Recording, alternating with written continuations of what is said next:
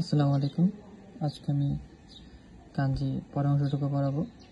Class ক্লাসে মানে 6টা মানে কাঞ্জি দেখিয়েছিলাম, আজকে এরকম 4-5টা দেখাবো। তো ওইটার পরের কাঞ্জি হলো যেটা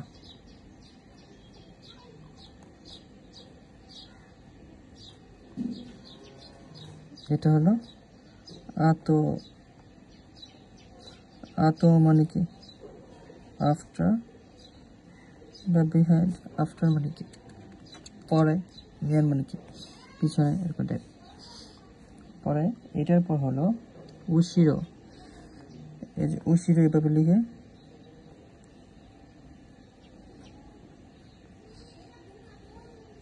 এটা উচ্চারণ দেখো চেঞ্জ হয়ে, এটা আতো ছিল, এখানে হয়ে গেছে উশিরো। এরপর ওইটা থাকবে একসাথে মানে উশিরো। উশিরো মানে কি? ব্যাক মানে পিছনে বা বিহাইন্ড, একই দুই ক্ষেত্রে। পরেরটা হলো আমার গো। গো আমরা এম এটা দেখছিলাম, আজকে পি এটা দেখবো। এটা না, সরি,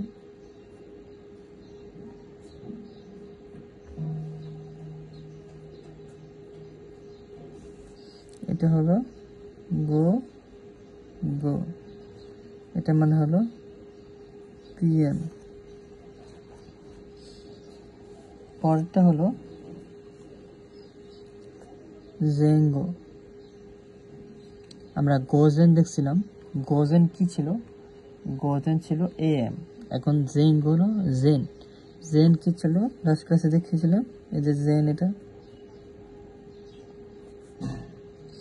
আর এখানে গো হিসেবে আসতেছে এটা, তো উচ্চারণ হলো যে জেন গো। তো জেঙ্গো মানে কি? Before and after. আর এটা আরেকটা হলো ফ্রন্ট অ্যান্ড ব্যাক। তো আজকে এই সেম টাইপের 4টা কাঞ্জি। তো আজকে এই পর্যন্ত, সবাইকে আল্লাহ হাফেজ।